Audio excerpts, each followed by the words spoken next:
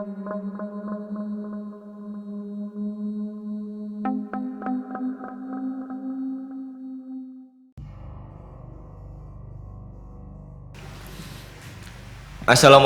warahmatullahi wabarakatuh. Selamat malam sobat pemburu kisah. Kita jumpa lagi di Mystery Zone.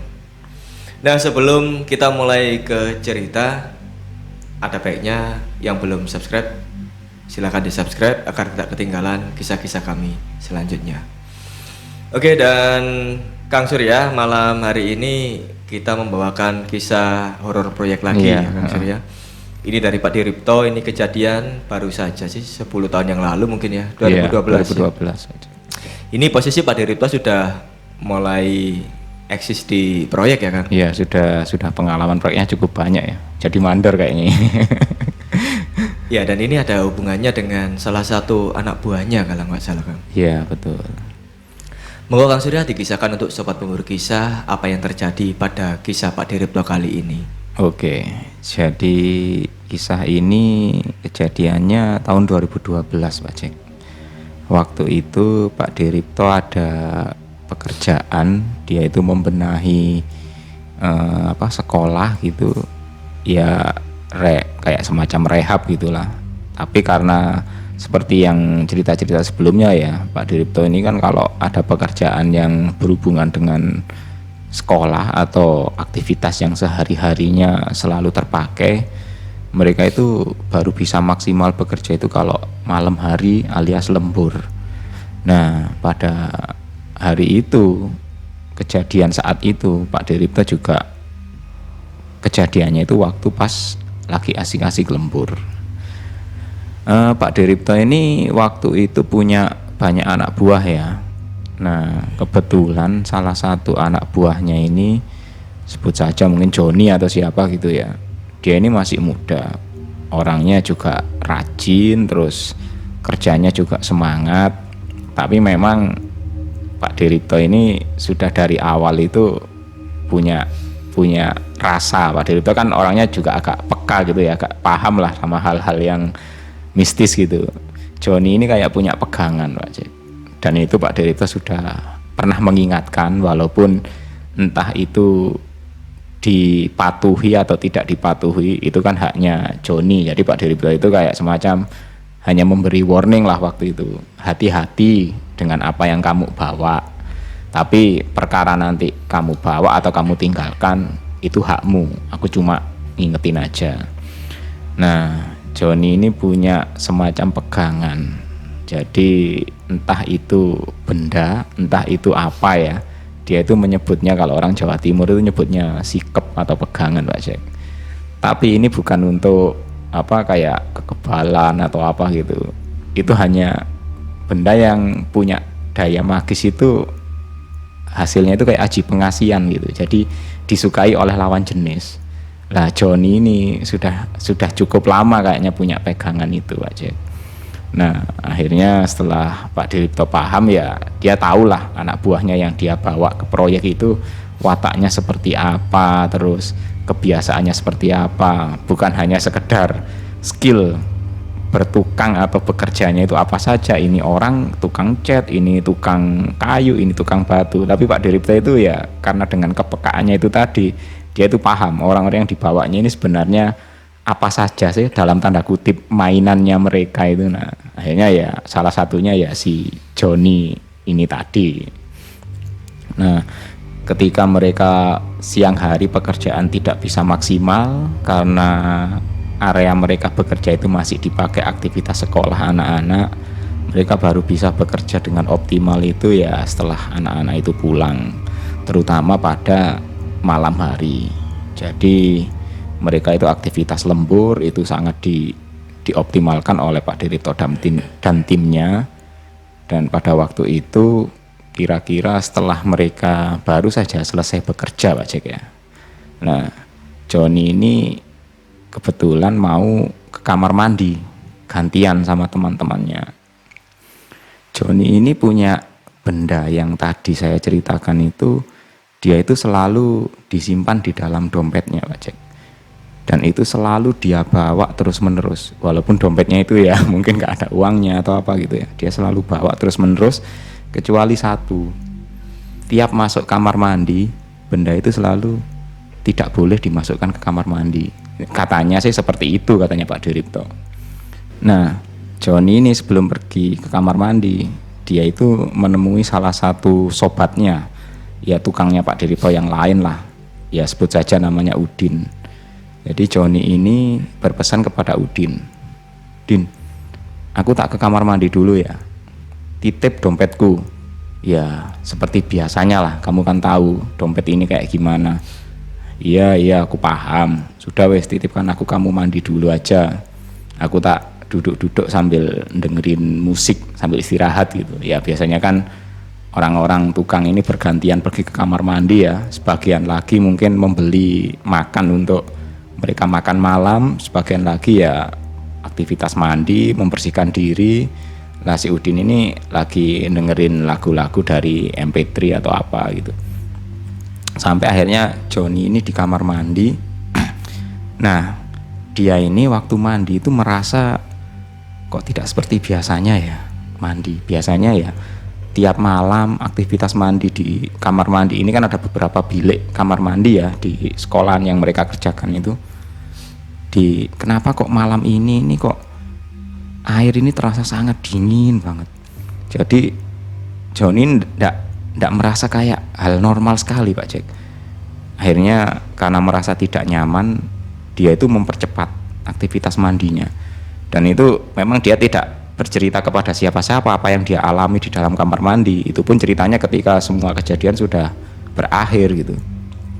Dia terus segera berganti pakaian, dia keluar kamar mandi dan menemui Udin di sana. Ayo sudah, giliran kamu. Oke gitu. Udin masuk. Joni ini keluar, dia ngambil barang yang dia titipkan di Udin. Nah, apa yang dirasakan Joni ketika mandi itu ternyata terbukti.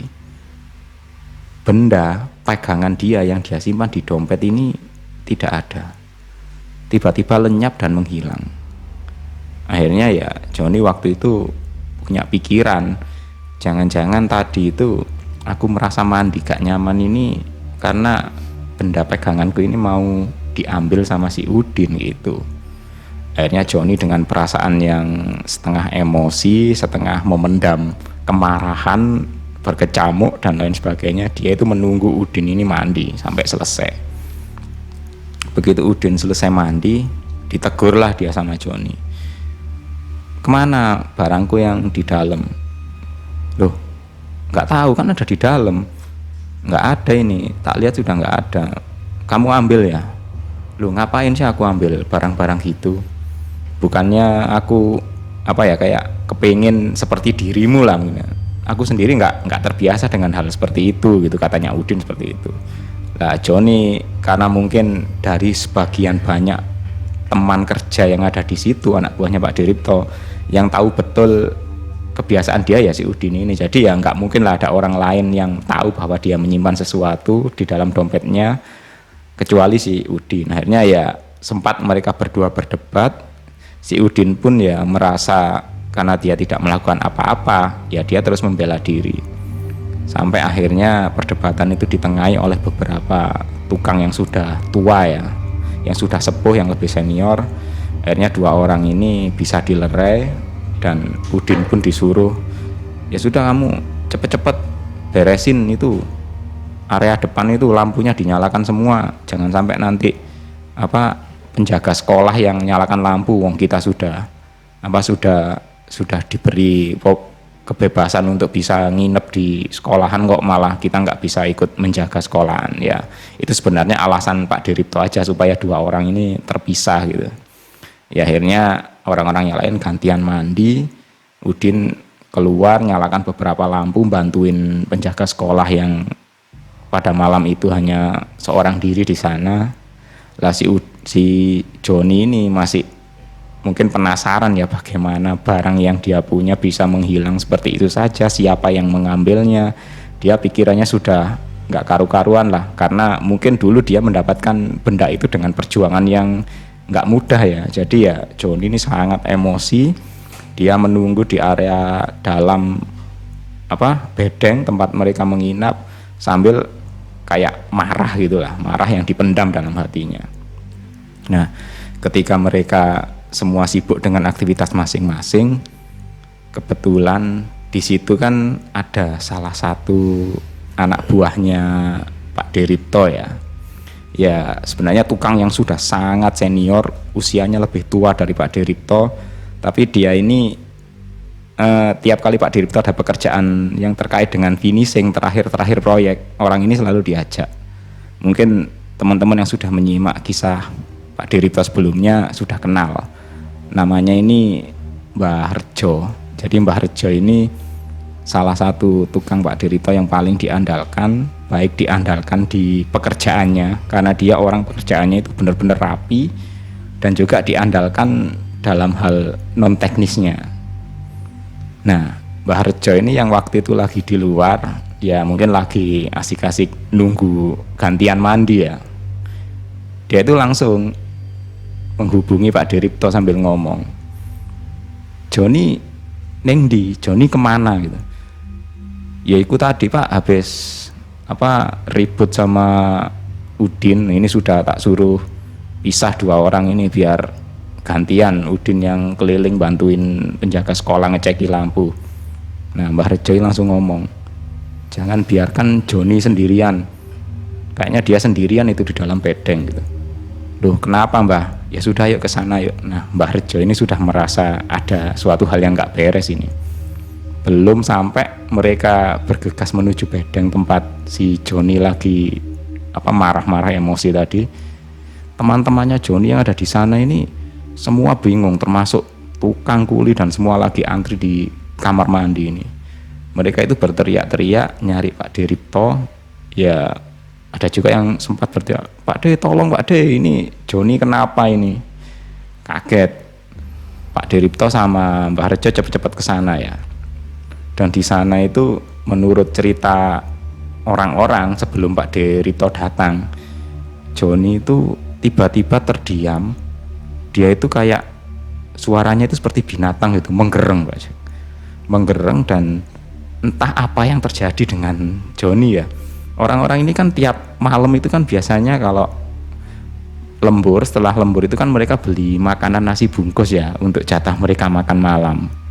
Biasanya kalau ya sekitar ada 15 orang ya mereka beli 15 bungkus lah. Kalau ada 20 ya 20 bungkus lah. Begitu ada suara aneh dari dalam bedeng di mana tempat Joni itu berada. Mereka masuk ke sana itu, Joni itu kondisinya itu kayak duduk yang tidak normal gitu, entah kakinya itu ya terpentang gitu, terus di mulutnya ini keluar air liur banyak. Dan yang bikin heboh lagi, berbungkus-bungkus nasi itu di sana itu hanya tersisa tinggal kertasnya saja. Dan sekitar 2 atau 3 bungkus lagi itu berada di depannya Joni, dan dia itu makan dengan kedua tangan. Jadi ya sudah bisa ditebak, belasan bungkus nasi itu tadi dihabiskan seorang diri oleh Joni. Entah apa yang terjadi dengan orang ini ya. Akhirnya mereka berteriak-teriak. Mbah Rejo yang sudah merasa tidak beres dan Pak Deripto yang sudah kepikiran dari awal ketika ngajak dia ke proyek, setelah nyamperin ke sana dan melihat kondisi seperti itu, Mbah Rejo langsung bertindak. Ya dia mungkin kayak ngambil air gitu ya, ambilkan air di musolanya sekolahan gitu, diminta ngambilkan sana. Ya sambil di sana kemudian diguyurkan ke tubuh Joni, dan akhirnya dia itu sadar dan kayak orang linglung gitu. Akhirnya kondisi pun sudah mulai normal. Ternyata menurut cerita Mbah Harjo, si Joni ini kesurupan. Jadi kesurupan sosok perempuan yang mana dia itu posisinya memang ada tinggal di kamar mandi. Sebenarnya perempuan penunggu di situ ini ya nggak ada masalah sih sama orang-orang di sana, apalagi ketika Mbah Harjo diminta Pak Deripto dulu untuk kira-kira sekolahan ini gimana Mbah, aman nggak kira-kira kalau kerja? Oh aman, karena Mbah Rejo sendiri paham bahwa di area situ ya memang ada penunggu yang sebenarnya tidak suka mengganggu. Tapi penunggu itu kalau tidak salah menurut Pak Mbah Rejo itu, menurut ceritanya Pak Deripto, dia itu tertarik karena Johnny itu membawa sesuatu yang membuat dia itu merasa terpikat dan tertarik untuk mengikuti Johnny. Akhirnya ya benda yang dibawa Johnny itulah yang menjadi asal mula dia sampai kesurupan dan tidak mampu membendung kehadiran sosok yang memang mengikuti dia, katanya Mbah Harjo seperti itu. Ya akhirnya setelah semua selesai dibereskan sama Mbah Harjo, si Johnny sudah disadarkan, kemudian Pak Diripto juga nasehatin lagi lah, wis nggak usah bawa hal-hal seperti itu, wong kamu ini masih muda kok, kamu ini masih masih semangat cari kerja, kenapa hal-hal seperti itu kok malah dibawa-bawa lah, terus buat apa gitu loh, kerja aja kamu dengan penghasilan kerja keras kamu bisa membuat orang lain tertarik, kok ngapain harus pakai alat gituan, katanya Pak Diripto seperti itu. Akhirnya ya Johnny pun disadarkan dan setelah dia agak normal ya akhirnya malam itu terpaksa orang-orang beli makan lagi karena semua dihabiskan sendirian oleh Johnny, dan katanya sih Johnny pun malam itu ikut makan lagi Pak Jack, karena entah bagaimana belasan bungkus yang dia makan tadi itu seolah nggak ada artinya masuk ke dalam tubuhnya dia, entah pergi kemana itu makanan sebanyak itu kan Pak Diripto. Dan akhirnya ya ada obrolan singkat, sempat beberapa orang anak buahnya Pak Diripto sempat nyeletuk, ya ini sekedar kayak guyonan gitu. Loh Pak D, kenapa sih tadi kok bisa sembuh cuma diguyur air aja dari musola? Yaitu kamu itu makanya sering-sering banyak berdoa di musola, kerja itu jangan lupa gitu. Jangan lupa beribadah, jangan lupa berdoa gitu. Ya ketika Mbah Harjo itu ngobrol seperti itu, dia sebenarnya sempat ngobrol sama Pak Diripto ya, nyeleduk lah. Ya sebenarnya diguyur dengan air apapun, yang penting niatan kita sesuai ya sebenarnya ya mau pergi. Cuman kebetulan tadi anak-anak tak minta guyur itu air dari musola supaya mereka sering-sering beribadah di sana, katanya Mbah Harjo seperti itu. Ya Pak Diripto pun menanggapi dengan senyuman saja, tapi setidaknya yang penting malam itu si Johnny dapat pelajaran yang cukup berharga lah. Jadi ya biar dia tidak mengulangi hal-hal yang sejatinya tidak perlu banget untuk bagi orang-orang seperti dia. Jadi itu kisahnya Pak Jack. Ya itu pengalaman yang cukup berharga juga bagi kita semua Kang Surya. Jadi apa ya, artinya percaya diri itu penting. Ya percaya diri dan banyak berpasrah diri lah. Biasanya sih kalau misalnya pakai sikep atau jimat pengasihan itu menandakan kurang percaya diri Kang Surya. Iya mungkin bisa seperti itu ya Pak Jack. Tapi pasti hal-hal seperti itu ada sisi buruknya juga sih. Yeah. Ada sesuatu ya di balik itu ya. Ya mungkin kalau ini orang-orang ya merasa tidak pede, sisi buruknya yaitu tadi Pak Jack, belum tentu yang tertarik ya? Itu benar-benar manusia. Dan apalagi gini kan, kalau misalnya pakai gituan itu ya belum tentu juga orang itu sepenuhnya sadar menyukai orang itu tadi gitu loh. Dan mungkin karena faktor itu jadi suka. Terus gitu kalau sudah sadar orangnya juga nggak suka lagi, itu malah lebih parah lagi. Lebih parah. Oke, sobat pemburu kisah, terima kasih telah menyimak kisah hari ini. Jangan lupa untuk like, subscribe, dan dukung kami dengan share video-video kami. Oke, assalamualaikum warahmatullahi wabarakatuh. Bye bye.